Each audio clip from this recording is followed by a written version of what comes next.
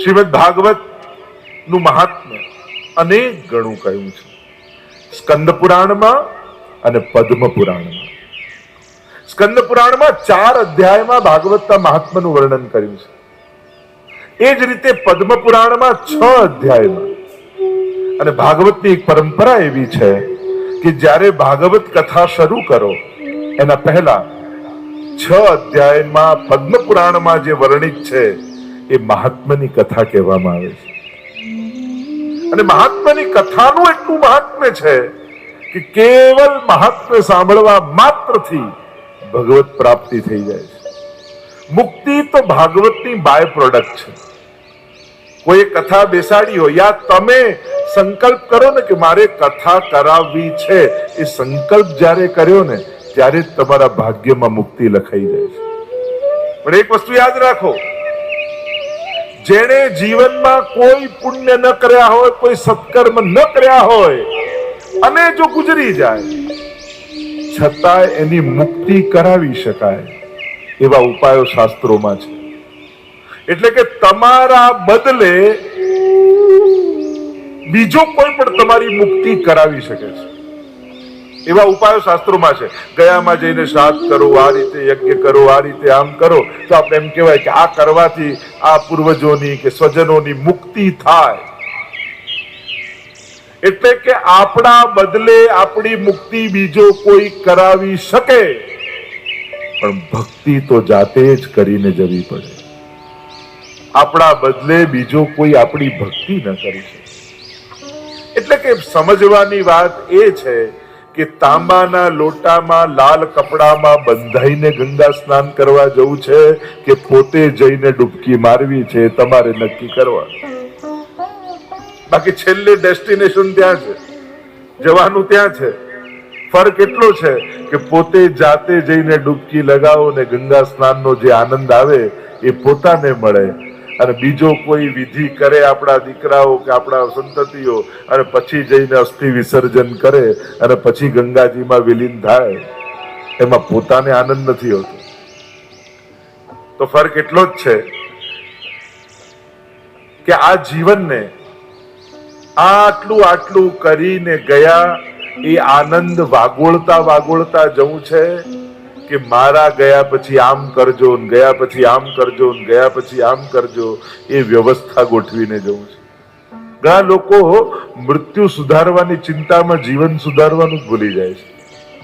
મારા ગયા પછી આમ કરજો, મારા ગયા પછી. શા માટે?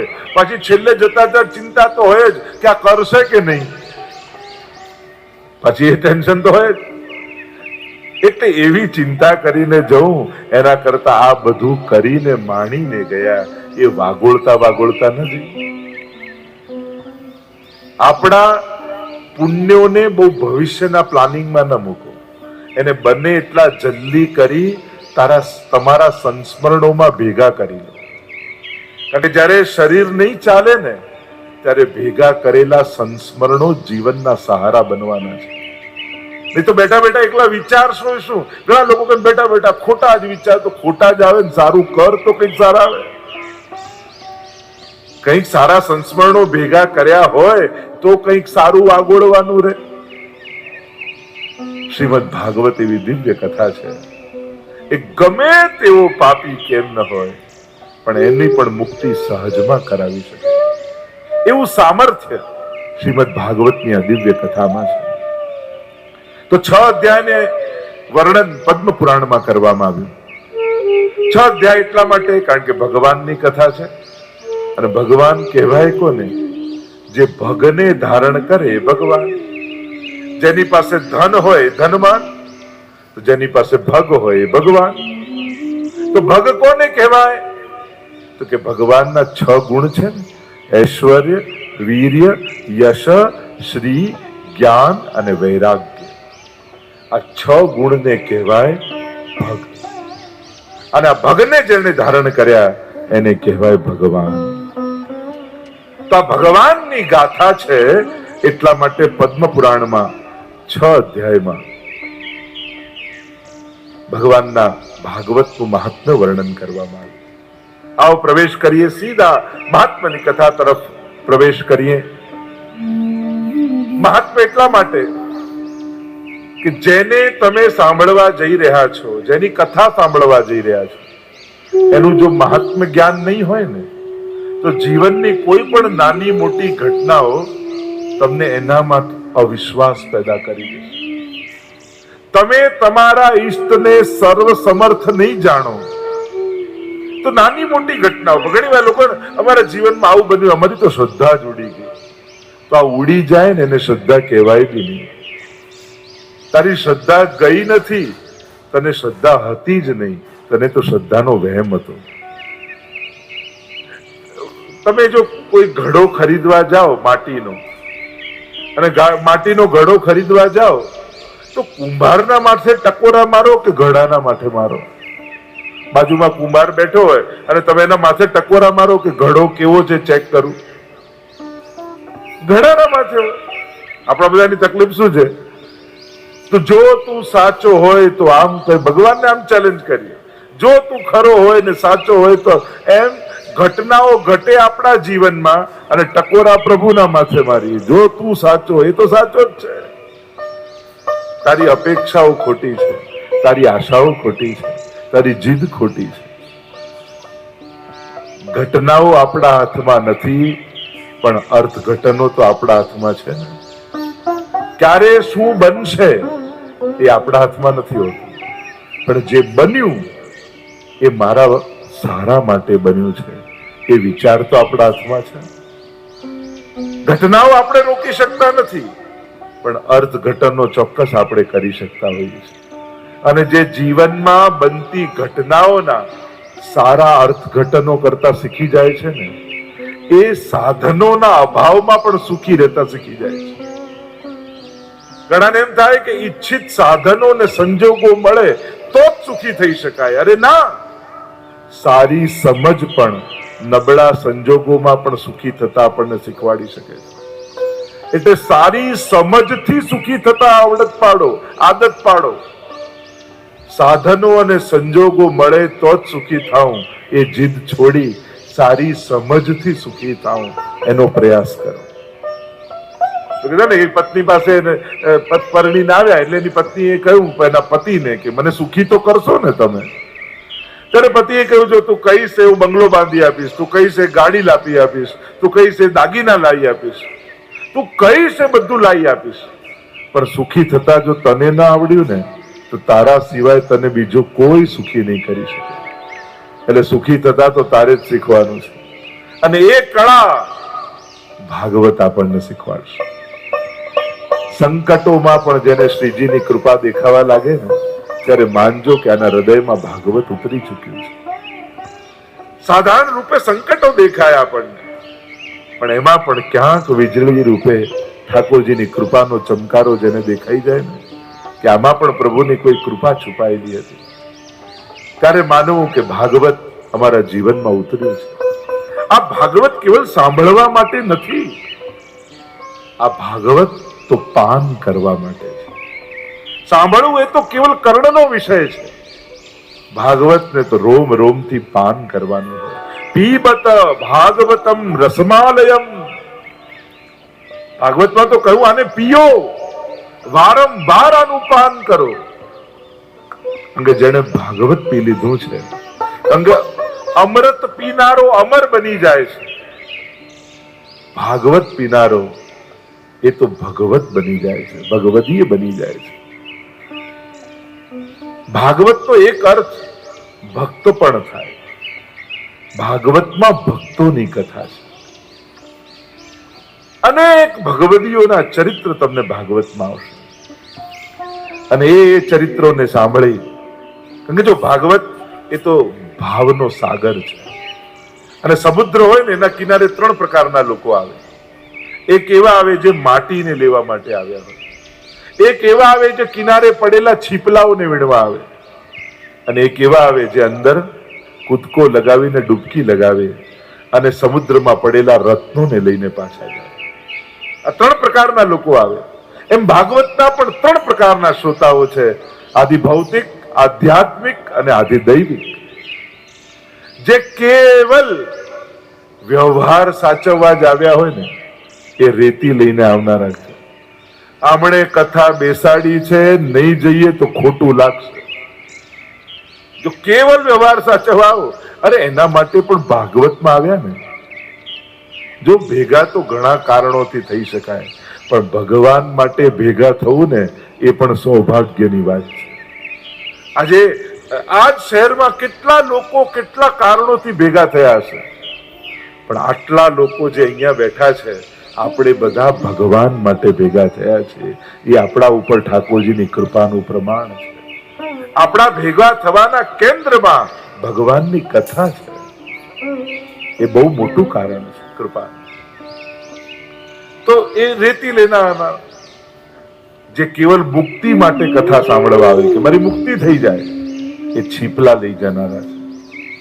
પણ જે ભાગવતના ભાવ સાગરમાં અંદર ઉતરી ભક્તોના ચરિત્રોમાં રહેલા એ ભાવરૂપી રત્નોને જે લઈ જાય, એ આજે દૈવિક શ્રોતા છે, જે ભાવનું ગ્રહણ કરનારો છે. ભાગવત એ ભાવનો ગ્રંથ છે. હું તો એમ પણ કથા શરૂ થતી હોય ત્યારે પહેલા જ દિવસે બધાને કહું, આજે જ બધા પોતપોતાની સેલ્ફી પાડી લેજો. અને 7મા દિવસે આ જ ચહેરો જુદો હશે, આ જ આંખો જુદી હશે, આ જ ભાવ જુદા હશે, જે તમે પોતે અનુભવ કરશો. ભાગવત એ નવસર્જન આપણી અંદર કરે છે. પોતાનાથી આપણને પરિચય આપણો કરાવે છે. કારણ કે અત્યારે આપણી ઓળખાણ કોઈ ને કોઈ લૌકિક રૂપે, તમને કોઈ પૂછે તમે કોણ, તમે કાંક ધંધા રૂપે પોતાની ઓળખાણ આપો, ક્યાંક કોઈના કુળ અને કુટુંબ રૂપે પોતાની ઓળખાણ આપો. પણ ભાગવત તમને તમારી વૈષ્ણવતાની ઓળખાણ આપે છે. તમારી ભીતર રહેલા વૈષ્ણવ સાથે તમારો પરિચય કરાવે છે. તમારા ગયા પછી લોકો તમને કઈ બાબતે યાદ કરશે. ઘણી વાર કોઈ જતું હોય, ગુજરી જાય, તો કોઈ ધંધા માટે યાદ કરે, કોઈ સ્વજન માટે યાદ કરે, કોઈ વ્યવહાર માટે યાદ કરે, કોઈ ક્રોધ માટે યાદ કરે, કોઈ દુશ્મનાવટ સાથે, કેટલા પ્રકારથી એક વ્યક્તિ કરતા કરતા એનો હસ્તમેળાપ પ્રભુ સાથે આપણો થઈ જાય. એ જ આપણા જીવનનું પરમ ફળ કહી શકાય. તમે જીવનના ઘણા લક્ષ્યો બનાવ્યા છે, આ મારું એમ છે, આ મારા લાઈફનો ગોલ છે. પણ જ્યારે આપણા જીવનનો ગોલ ભગવાન બની જાય છે ને, તો સંસારની સફળતાઓ તો રસ્તામાં જ પડેલી મળતી હોય છે. તમે જ્યારે ઉત્તમ લક્ષ્ય બનાવો છો ને, ભગવાન જે લક્ષ્ય બનાવી લે ને પોતાના જીવનનું, એને સંસારના સુખો તો સહજમાં મળી જતા હોય. જેમ અહીંયાથી મુંબઈ જાઓ તો સુરત તો રસ્તામાં જ આવી જાય, એના માટે સ્પેશિયલ જવું ન પડે. એમ જેણે ભગવાનના અલૌકિક સુખની કામના રાખી છે ને, એને સંસારના સુખો તો સહજ રસ્તામાં મળી જતા હોય. એને જુદા મેળવવા માટેના પુરુષાર્થ કરવા જ નથી પડતા. કારણ કે ભગવાન એટલે પરમાનંદ, અને પરમ આનંદને પામવાનો જેને પ્રયાસ કર્યો છે, એને સુખ તો સહજમાં મળે છે. તો આવો એ ભગવાનને ઓળખવા માટે એના મહાત્મ્યની કથાનું દર્શન કરીએ. તમે જે 7 દિવસ સુધી જે ગ્રંથ, જે કથા શ્રવણ કરવાના છો, એનું મહાત્મ્ય શું છે, એને સાંભળીને મળશે શું? અને ગુજરાતની પ્રજા તો વેપારી પ્રજા, એટલે સૌથી પહેલા કોઈ પણ કામ કરતા પહેલા એ વિચાર કરે કે સાંભળીએ તો ખરા. 7 દિવસ 4-4 કલાક અમારા ઇન્વેસ્ટ કરીએ, આમાં રિટર્નમાં શું? આપણે તો પેલા રિટર્ન વિચાર કરીએ ને. તો 5 ફળ ભાગવતના કયા, અને આ 5 ફળ જો જીવનમાં મળી ગયા તો જીવનમાં મેળવવાનું બીજું કાંઈ બાકી નહીં રહે. જેણે અલૌકિક સિદ્ધ કર્યું ને, એનું લૌકિક તો સહજમાં સિદ્ધ થઈ જાય. ભાગ્યના દેવતાઓ જીવનના પરમ ફળ અને પરમ સુખ લઈ તમારી સામે હાથ જોડીને ઉભા રહી જાય છે. જે ભગવાનને સેવે છે ને, સૌભાગ્ય તો એને ગોતતું આવતી જતું. અંગે પ્રભુ એટલે પરમ સૌભાગ્ય. તો 5 ફળ કયા? પહેલું ફળ કયું? નિસંશયતા, સર્વ સંશયોમાંથી મુક્તિ, સર્વ શંકાઓનું નિવારણ. કારણ કે કોઈ પણ ઉત્તર એ પ્રશ્નનું સમાધાન નથી આપતો, કારણ કે દરેક ઉત્તરમાં કોઈ પ્રશ્ન છે. શ્રદ્ધા જીવનમાં સમાધાન લાવે છે. એટલે ભાગવત તમને શ્રદ્ધાથી છલોછલ ભરી દેશે. અને જે દિવસે શ્રદ્ધા બેસી જાય ને પછી શંકાઓ બહુ રહેતી નથી. શંકાઓ ત્યાં સુધી જ છે જ્યાં સુધી શ્રદ્ધા નથી. જ્યારે કોઈના વચન ઉપર વિશ્વાસ બેસી જાય, એટલે ભાગવતના મહાત્મ્યમાં કહેવામાં આવ્યું, આ ભાગવત ફલિત ક્યારે થાય? શ્રીમદ ભાગવત નું મહાત્મ્ય અનેક ગણું કહ્યું છે સ્કંદ પુરાણમાં અને પદ્મ પુરાણમાં. સ્કંદ પુરાણમાં 4 અધ્યાયમાં ભાગવતના મહાત્મ્યનું વર્ણન કર્યું છે. એ જ રીતે પદ્મ પુરાણમાં 6 અધ્યાયમાં. અને ભાગવતની એક પરંપરા એવી છે કે જ્યારે ભાગવત કથા શરૂ કરો એના પહેલા 6 અધ્યાયમાં પદ્મ પુરાણમાં જે વર્ણિત છે એ મહાત્મ્યની કથા કહેવામાં આવે છે. અને મહાત્મ્યની કથાનું એટલું મહાત્મ્ય છે કે કેવલ મહાત્મ્ય સાંભળવા માત્રથી ભગવત પ્રાપ્તિ થઈ જાય છે. મુક્તિ તો ભાગવતની બાય પ્રોડક્ટ છે. કોઈ કથા બેસાડી હોય, યા તમે સંકલ્પ કરો ને કે મારે કથા કરાવવી છે, એ સંકલ્પ જ્યારે કર્યો ને ત્યારે જ તમારા ભાગ્યમાં મુક્તિ લખાઈ જાય છે. પણ એક વસ્તુ યાદ રાખો, જેણે જીવનમાં કોઈ પુણ્ય ન કર્યા હોય, કોઈ સત્કર્મ ન કર્યા હોય અને જો ગુજરી જાય છતાં એની મુક્તિ કરાવી શકાય એવા ઉપાયો શાસ્ત્રોમાં છે. એટલે કે તમારા બદલે બીજો કોઈ પણ તમારી મુક્તિ કરાવી શકે છે એવા ઉપાયો શાસ્ત્રોમાં છે. ગયામાં જઈને શ્રાદ્ધ કરો, આ રીતે યજ્ઞ કરો, આ રીતે આમ કરો, તો આપણે એમ કહેવાય કે આ કરવાથી આ પૂર્વજોની કે સ્વજનોની મુક્તિ થાય. એટલે કે આપણા બદલે આપણી મુક્તિ બીજો કોઈ કરાવી શકે, પણ ભક્તિ તો જાતે જ કરીને જવી પડે. આપણા બદલે બીજો કોઈ આપણી ભક્તિ ન કરી શકે. એટલે કે સમજવાની વાત એ છે કે તાંબાના લોટામાં લાલ કપડામાં બંધાઈને ગંગા સ્નાન કરવા જવું છે કે પોતે જઈને ડૂબકી મારવી છે, તમારે નક્કી કરવા. બાકી છેલ્લે ડેસ્ટિનેશન ત્યાં છે, જવાનું ત્યાં છે. ફરક એટલો છે કે પોતે જાતે જઈને ડૂબકી લગાવો ને ગંગા સ્નાનનો જે આનંદ આવે એ પોતાને મળે, અને બીજો કોઈ વિધિ કરે આપણા દીકરાઓ કે આપણા સંતતિઓ અને પછી જઈને અસ્થિ વિસર્જન કરે અને પછી ગંગાજીમાં વિલીન થાય, એમાં પોતાને આનંદ નથી હોતો. તો ફરક એટલો જ છે કે આ જીવનને આટલું કરીને ગયા એ આનંદ વાગોળતા જવું છે કે મારા ગયા પછી આમ કરજો, ગયા પછી આમ કરજો, ગયા પછી આમ કરજો, એ વ્યવસ્થા ગોઠવીને જવું છે. ઘણા લોકો મૃત્યુ સુધારવાની ચિંતામાં જીવન સુધારવાનું જ ભૂલી જાય છે. મારા ગયા પછી આમ કરજો, મારા ગયા પછી શા માટે? પાછી છેલ્લે જતા ચિંતા તો હોય જ કે આ કરશે કે નહીં, પછી એ ટેન્શન તો હોય જ. એટલે એવી ચિંતા કરીને જવું એના કરતા આ બધું કરીને માણીને ગયા એ વાગોળતા નથી. આપણા પુણ્યોને બહુ ભવિષ્યના પ્લાનિંગમાં ન મૂકો, એને બને એટલા જલ્દી કરી તમારા સંસ્મરણોમાં ભેગા કરી લો. કારણ કે જ્યારે શરીર નહીં ચાલે ને ત્યારે ભેગા કરેલા સંસ્મરણો જીવનના સહારા બનવાના છે. નહીં તો બેઠા બેઠા એકલા વિચારશો શું? ઘણા લોકો કે બેઠા બેઠા ખોટા જ વિચાર, તો ખોટા જ આવે ને, સારું કર તો કંઈક સારા આવે. કંઈક સારા સંસ્મરણો ભેગા કર્યા હોય તો કંઈક સારું આગોળવાનું રહે. શ્રીમદ ભાગવત એવી દિવ્ય કથા છે. એ ગમે તેવો પાપી કેમ ન હોય પણ એની પણ મુક્તિ સહજમાં કરાવી શકે એવું સામર્થ્ય શ્રીમદ ભાગવતની આ દિવ્ય કથામાં છે. તો 6 અધ્યાયને વર્ણન પદ્મ પુરાણમાં કરવામાં આવ્યું. 6 અધ્યાય એટલા માટે કારણ કે ભગવાનની કથા છે, અને ભગવાન કહેવાય કોને? જે ભગને ધારણ કરે ભગવાન.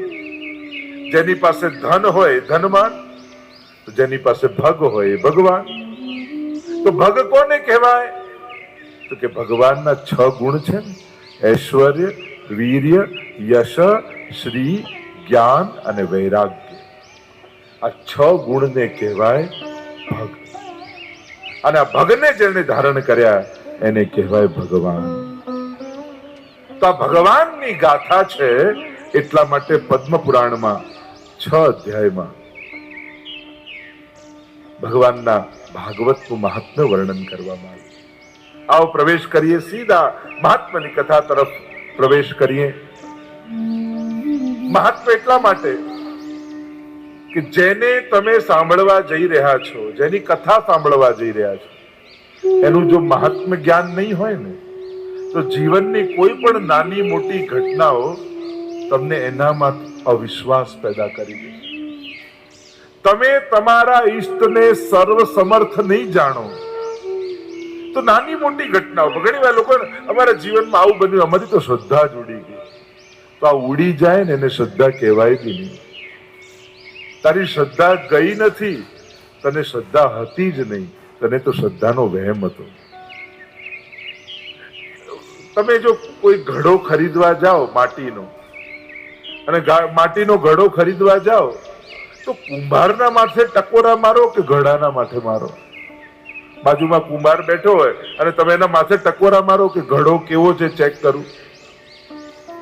ઘડાના માથે હોય. આપણા બધાની તકલીફ શું છે? તો જો તું સાચો હોય તો આમ કહે, ભગવાનને આમ ચેલેન્જ કરીએ, જો તું ખરો હોય ને સાચો હોય તો એમ ઘટનાઓ ઘટે આપણા જીવનમાં અને ટકોરા પ્રભુના માથે મારીએ. જો તું સાચો હોય તો સાચો જ છે. તારી અપેક્ષાઓ ખોટી છે, તારી આશાઓ ખોટી છે, તારી જીદ ખોટી છે. ઘટનાઓ આપણા હાથમાં નથી, પણ અર્થઘટનો તો આપણા હાથમાં છે ને. ક્યારે શું બનશે એ આપણા હાથમાં નથી હોતું, પણ જે બન્યું એ મારા સારા માટે બન્યું છે એ વિચાર તો આપણા હાથમાં છે. ઘટનાઓ આપણે રોકી શકતા નથી, પણ અર્થઘટનો ચોક્કસ આપણે કરી શકતા હોઈએ છીએ. અને જે જીવનમાં બનતી ઘટનાઓના સારા અર્થઘટનો કરતા શીખી જાય છે ને, એ સાધનોના અભાવમાં પણ સુખી રહેતા શીખી જાય છે. ઘણાને એમ થાય કે ઈચ્છિત સાધનો ને સંજોગો મળે તો જ સુખી થઈ શકાય. અરે ના, સારી સમજ પણ નબળા સંજોગોમાં પણ સુખી થતા આપણને શીખવાડી શકે છે. એટલે સારી સમજથી સુખી થતા આવડત પાડો, આદત પાડો. સાધનો અને સંજોગો મળે તો જ સુખી થાઉં એ જીદ છોડી સારી સમજથી સુખી થાઉં એનો પ્રયાસ કરો. એક પત્ની પાસે પરણીને આવ્યા એટલે એની પત્નીએ કહ્યું એના પતિને કે મને સુખી તો કરશો ને તમે? ત્યારે પતિએ કહ્યું, જો તું કહીશ એવું બંગલો બાંધી આપીશ, તું કહીશ એ ગાડી લાવી આપીશ, તું કહીશ એ દાગીના લાવી આપીશ, તું કહીશ એ બધું લાવી આપીશ, પણ સુખી થતા જો તને ના આવડ્યું ને તો તારા સિવાય તને બીજો કોઈ સુખી નહીં કરી શકે. એટલે સુખી થતા તો તારે જ શીખવાનું છે. અને એ કળા ભાગવત આપણને શીખવાડશે. સંકટોમાં પણ જેને શ્રીજીની કૃપા દેખાવા લાગે ને ત્યારે માનજો કે આના હૃદયમાં ભાગવત ઉતરી ચૂક્યું છે. સાધારણ રૂપે સંકટો દેખાય આપણને, પણ એમાં પણ ક્યાંક વીજળી રૂપે ઠાકોરજીની કૃપાનો ચમકારો જેને દેખાઈ જાય ને કે આમાં પણ પ્રભુની કોઈ કૃપા છુપાયેલી હતી, ત્યારે માનવું કે ભાગવત અમારા જીવનમાં ઉતર્યું છે. આ ભાગવત કેવલ સાંભળવા માટે નથી, આ ભાગવત તો પાન કરવા માટે છે. સાંભળવું એ તો કેવલ કર્ણનો વિષય છે. ભાગવતને તો રોમ રોમથી પાન કરવાનું હોય. પીબત ભાગવતમ રસમાલયમ. ભાગવતમાં તો કહ્યું આને પીઓ, વારંવાર આનું પાન કરો. અંગે જેને ભાગવત પી લીધું છે, અંગે અમૃત પીનારો અમર બની જાય છે. ભાગવત પીનારો એ તો ભગવત બની જાય છે, ભગવદીય બની જાય છે. ભાગવત તો એક અર્થ ભક્ત પણ થાય. ભાગવતમાં ભક્તોની કથા છે. અનેક ભગવદીઓના ચરિત્ર તમને ભાગવતમાં આવશે અને એ ચરિત્રોને સાંભળી, કારણ કે જો ભાગવત એ તો ભાવનો સાગર છે. અને સમુદ્ર હોય ને એના કિનારે 3 પ્રકારના લોકો આવે. એક એવા આવે જે માટીને લેવા માટે આવ્યા હોય, એક એવા આવે જે કિનારે પડેલા છીપલાઓને વીણવા આવે, અને એક એવા આવે જે અંદર કૂદકો લગાવીને ડૂબકી લગાવે અને સમુદ્રમાં પડેલા રત્નોને લઈને પાછા જાય. આ 3 પ્રકારના લોકો આવે. એમ ભાગવતના પણ 3 પ્રકારના શ્રોતાઓ છે: આદિ ભૌતિક, આધ્યાત્મિક અને આદિ દૈવિક. જે કેવલ વ્યવહાર સાચવવા જ આવ્યા હોય ને એ રેતી લઈને આવનારા છે. આમણે કથા બેસાડી છે, નહીં જઈએ તો ખોટું લાગશે. જો કેવલ વ્યવહાર સાચવવા આવો, અરે એના માટે પણ ભાગવતમાં આવ્યા ને. જો ભેગા તો ઘણા કારણોથી થઈ શકાય, પણ ભગવાન માટે ભેગા થવું ને એ પણ સૌભાગ્યની વાત છે. આજે આ શહેરમાં કેટલા લોકો કેટલા કારણોથી ભેગા થયા હશે, પણ આટલા લોકો જે અહીંયા બેઠા છે, આપણે બધા ભગવાન માટે ભેગા થયા છે. એ આપણા ઉપર ઠાકોરજીની કૃપાનું પ્રમાણ છે. આપણા ભેગા થવાના કેન્દ્રમાં ભગવાનની કથા છે. એ બહુ મોટું કારણ છે કૃપા. તો એ રેતી લેનારા જે કેવલ મુક્તિ માટે કથા સાંભળવા આવે કે મારી મુક્તિ થઈ જાય, એ છીપલા લઈ જનારા છે. પણ જે ભાગવતના ભાવ સાગરમાં અંદર ઉતરી ભક્તોના ચરિત્રોમાં રહેલા એ ભાવરૂપી રત્નોને જે લઈ જાય, એ આદિ દૈવિક શ્રોતા છે, જે ભાવનું ગ્રહણ કરનારો છે. ભાગવત એ ભાવનો ગ્રંથ છે. હું તો એમ પણ કથા શરૂ થતી હોય ત્યારે પહેલા જ દિવસે બધાને કહું, આજે જ બધા પોતપોતાની સેલ્ફી પાડી લેજો. અને 7મા દિવસે આ જ ચહેરો જુદો હશે, આ જ આંખો જુદી હશે, આ જ ભાવ જુદા હશે, જે તમે પોતે અનુભવ કરશો. ભાગવત એ નવસર્જન આપણી અંદર કરે છે. પોતાનાથી આપણને પરિચય આપણો કરાવે છે. કારણ કે અત્યારે આપણી ઓળખાણ કોઈ ને કોઈ લૌકિક રૂપે. તમને કોઈ પૂછે તમે કોણ, તમે ક્યાંક ધંધા રૂપે પોતાની ઓળખાણ આપો, ક્યાંક કોઈના કુળ અને કુટુંબ રૂપે પોતાની ઓળખાણ આપો. પણ ભાગવત તમને તમારી વૈષ્ણવતાની ઓળખાણ આપે છે. તમારી ભીતર રહેલા વૈષ્ણવ સાથે તમારો પરિચય કરાવે છે. તમારા ગયા પછી લોકો તમને કઈ બાબતે યાદ કરશે? ઘણી વાર કોઈ જતું હોય, ગુજરી જાય, તો કોઈ ધંધા માટે યાદ કરે, કોઈ સ્વજન માટે યાદ કરે, કોઈ વ્યવહાર માટે યાદ કરે, કોઈ ક્રોધ માટે યાદ કરે, કોઈ દુશ્મનાવટ સાથે. કેટલા પ્રકારથી એક વ્યક્તિ કરતા કરતા એનો હસ્તમેળાપ પ્રભુ સાથે આપણો થઈ જાય. એ જ આપણા જીવનનું પરમ ફળ કહી શકાય. તમે જીવનના ઘણા લક્ષ્યો બનાવ્યા છે. આ મારું એમ છે, આ મારા લાઈફનો ગોલ છે. પણ જ્યારે આપણા જીવનનો ગોલ ભગવાન બની જાય છે ને, તો સંસારની સફળતાઓ તો રસ્તામાં જ પડેલી મળતી હોય છે. તમે જ્યારે ઉત્તમ લક્ષ્ય બનાવો છો ને, ભગવાન જે લક્ષ્ય બનાવી લે ને પોતાના જીવનનું, એને સંસારના સુખો તો સહજમાં મળી જતા હોય. જેમ અહીંયાથી મુંબઈ જાઓ તો સુરત તો રસ્તામાં જ આવી જાય, એના માટે સ્પેશિયલ જવું ન પડે. એમ જેણે ભગવાનના અલૌકિક સુખની કામના રાખી છે ને, એને સંસારના સુખો તો સહજ રસ્તામાં મળી જતા હોય. એને જુદા મેળવવા માટેના પુરુષાર્થ કરવા જ નથી પડતા. કારણ કે ભગવાન એટલે પરમાનંદ, અને પરમ આનંદને પામવાનો જેને પ્રયાસ કર્યો છે, એને સુખ તો સહજમાં મળે છે. તો આવો એ ભગવાનને ઓળખવા માટે એના મહાત્મ્યની કથાનું દર્શન કરીએ. તમે જે 7 દિવસ સુધી જે ગ્રંથ, જે કથા શ્રવણ કરવાના છો, એનું મહાત્મ્ય શું છે, એને સાંભળીને મળશે શું? અને ગુજરાતની પ્રજા તો વેપારી પ્રજા, એટલે સૌથી પહેલા કોઈ પણ કામ કરતા પહેલા એ વિચાર કરે કે સાંભળીએ તો ખરા. 7 દિવસ 4-4 કલાક અમારા ઇન્વેસ્ટ કરીએ, આમાં રિટર્નમાં શું? આપણે તો પેલા રિટર્ન વિચાર કરીએ ને. તો 5 ફળ ભાગવતના કયા, અને આ 5 ફળ જો જીવનમાં મળી ગયા તો જીવનમાં મેળવવાનું બીજું કાંઈ બાકી નહીં રહે.